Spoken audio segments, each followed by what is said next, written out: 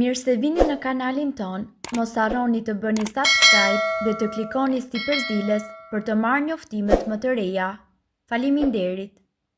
Kjo bimë gjendet kudo në vendin ton, bëjeni çaj dhe do shëroni këto probleme. Për vite me radhë, Lule Radiqa ka qenë kryefjala e shumë kurave bimore në të mirë të shëndetit. Përdorimi më i përhapur i Lule Radiqës është pikërisht në formën e çajit. Çaji i Lule Radiqës mundet që të përgatitet shumë lehtë duke zgjerë të gjitha petalet e luleve. Lule Radiqa është gjithashtu shumë e pasur me ushqyes, karotenoid, vitamina, minerale dhe me antioksidant. Të gjithë këta përbërës organik kanë një ndikim domethënës në shëndetin e organizmit. Çaji i petaleve dhe i gjetheve të Lule Radiqës është njëkohësisht shumë i pasur me kalcium, hekur, kalium, vitamina K, A dhe B6. Ky llong përmban edhe antioksidantë të cilët do të eliminojnë dëmin e shkaktuar nga radikalet e lira. Barishtet e Lule Radiqës mund edhe të hahen të freskëta sepse ato kanë shumë vlera ushqyese, më shumë se spinaqi dhe se brokoli. Studimet konfirmojnë se pirja ditore e çajit të Lule Radiqës mundet që të ulë nivelet e sheqerit në gjak. Një gjë e tillë është një rëndësie kritike për mbajtjen larg të diabetit. Çaji i Lule Radiqës ofron një alternativë të shkëlqyer dhe pa kafeinë për njerëzit të cilët kërkojnë ngjallëri dhe energji gjatë ditës.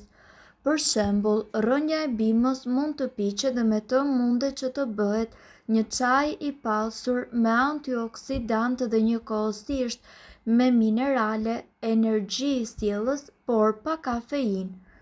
Fillimi i mbar për rënjen nga pesha. Disa studime kanë zbuluar se Lule Radiqa është efikase për rënjen në peshë. Gjethet pengojnë një enzim e cila çlirohet gjatë tretjes, e cila mundëson magazinimin afatgjatë të yndyrës në trup.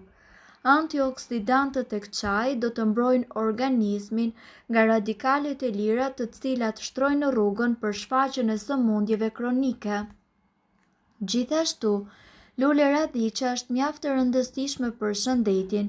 Ajo është një bimë me përfitime të mahnitshme për shëndetin e kockave, mëlçin, diabetin e të tjerë. Të gjithë ne e njohim këtë bimë, por jo të gjithë ja dimë vlerat. Ne thjesht na duket si një bimë normale e cila rritet në rrugë ose në vazo. Por Lule Radiqet janë tepër të rëndësishme për shëndetin ton.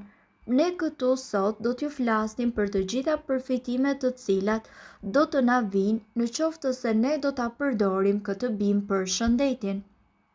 Forcon kockat. Lule Radiqa përmban kalcium dhe lëndë të tjera ushqyese të cilat i forcojnë kockat dhe shëndetin e përgjithshëm të tyre. Ajo përmban njëkohësisht edhe vitaminë C dhe antioksidant. Parandalon dhe gjithashtu kuron çrregullimet e mëlçisë. Konsumimi i Lule Radiqës mundet që të parandalojë hemorragjinë e mëlçisë për shkak të pranisë së sasive të pasura të antioksidantëve si vitamina C dhe luteolin.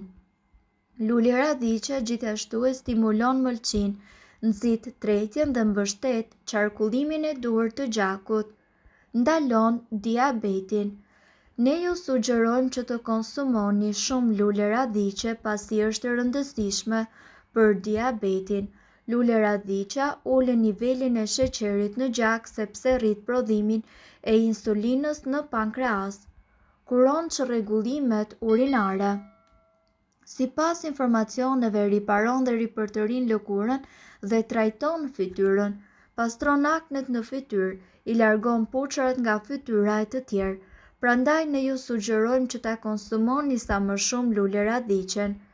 Ju ndihmon gjithashtu që të humbisni në peshë. Lule Radiqa ka veti mahnitëse edhe për humbjen e peshës. Në qoftë se ju humbisni peshë duke konsumuar më shumë Lule Radiqe, do të jeni më të shëndetshëm dhe njëkohësisht pas edhe një efekt ansor. Lufton sëmundjet e këqija. Sasitë e larta të vitaminës C dhe luteolinit të pranishëm në lule radhiqe janë shumë të dobishme në eliminimin e radikaleve të lira, të cilat bëhen edhe shkaku kryesor për qeliza të këqija. Parandalon sëmundjet. Konsumimi i lule radhiqes trajton edhe verdhëzën dhe lufton dhe infeksionet e tjera. Trajton kapslokun. Fibra dietike të lule radhiqe gjithashtu ju ndihmojnë edhe për të patur një shëndet më të mirë të zorrëve. Lule radhiqe ndihmon edhe në trajtimin e kapslokut dhe gjithashtu në rregullimin e oreksit. Parandalon anemin dhe rregullon presionin e gjakut. Nga ana tjetër, lule radhiqja është një bimë të cilës shqiptarën e duan shumë jo vetëm për bukurinë e saj, por edhe për vlerat e shumëllojshme ushqyese dhe mjekësore. Francezët kanë një emër mjaft interesant për lule radhiqen që do të thotë dhëmbët e luanit dhe shërben për të përshkruar më së miri karakteristikat e kësaj bime. Lule radhiqja, si një bimë mjekësore me famë, ka shumë pjesë të ngrënshme dhe shumë prej tyre që përdoren në mjekësinë popullore. Lule radhiqja është një bimë e cila është e pasur me vitamina dhe minerale. Lule radhiqet e rritura janë paksa të hidhura, por ato të freskëta kanë një shije të butë dhe më të mirë. Gjethet e njoma kanë aftësinë të motivojnë lëngjet tretëse në organizëm. Ato përdoren në sallata për të ekuilibruar shijen e barishteve të tjera, siç është sallata jeshile. Hidhësia e gjeteve mund të forcohet dhe të ashpërsohet me kalimin e ditëve. Bima që rritet në hije ruan shijen e butë për shumë kohë. Lule radhiqen mundet që ta shfrytëzoni për një periudhë të gjatë kohe nëse gatuani gjetet e saj duke i zgjerrë në ujë të valuar, një proces i cili largon hidhësinë e saj. Pasi ti keni zgjerë gjetet, mund t'i kombinoni me hithra ose lëpjeta, në gatime me brumë, vezë ose gatime perimesh në tigan.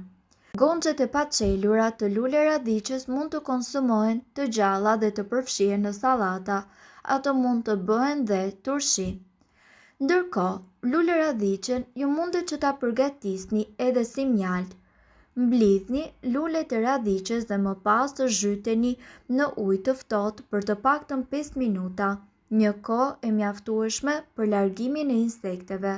Hiqni petalet duke hedhur kërcejnë dhe pjesën qendrore të lules. Petalet vendoseni më pas në një tenxhere e cila është e mbushur me ujë, feta limoni dhe kokra vanilje. Lëreni të zgjejë në zjarr të ngadaltë për plot 30 minuta. Përzieni lëngun vazhdimisht, hiqeni nga zjarri dhe lëreni tenxherën që të ftohet për 6 orë. Kullojeni çajin me një nap dhe hidheni mbetjet. Lëngun e pastër hidheni në një tenxhere tjetër të cilën duhet ta vendosni në një zjarr të ulët. Shtoni mjalt ose sheqer të errët në mënyrë graduale dhe përzieni lëngun vazhdimisht derisa mjalti ose sheqeri të treten.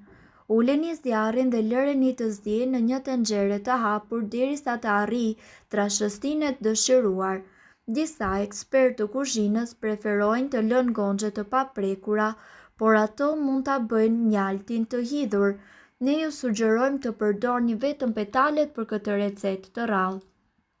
Mirë po duhet të dini, informacionet në këtë video kanë për qëllim të plotësojnë dhe të mos zëvendësojnë këshillat e mjekut tuaj dhe nuk kanë për qëllim të mbulojnë të gjitha përdorimet e mundshme, masat paraprake, ndërveprimet ose efektet negative. Informacionet në këtë video mund të mos t'i përshtaten rrethanave tuaja shëndetësore, prandaj para përdorimit konsultohuni me mjekun tuaj. Nëse doni të dëgjoni video tona që ne postojmë çdo ditë, kliko subscribe. Ju ftojmë gjithashtu të bëni like në video tona nëse i keni dëgjuar dhe pëlqyer ato. Faleminderit që e pat videon ton. Shpërndajeni këtë video në profilin tuaj në mënyrë që të informohen edhe shokët tuaj. Faleminderit.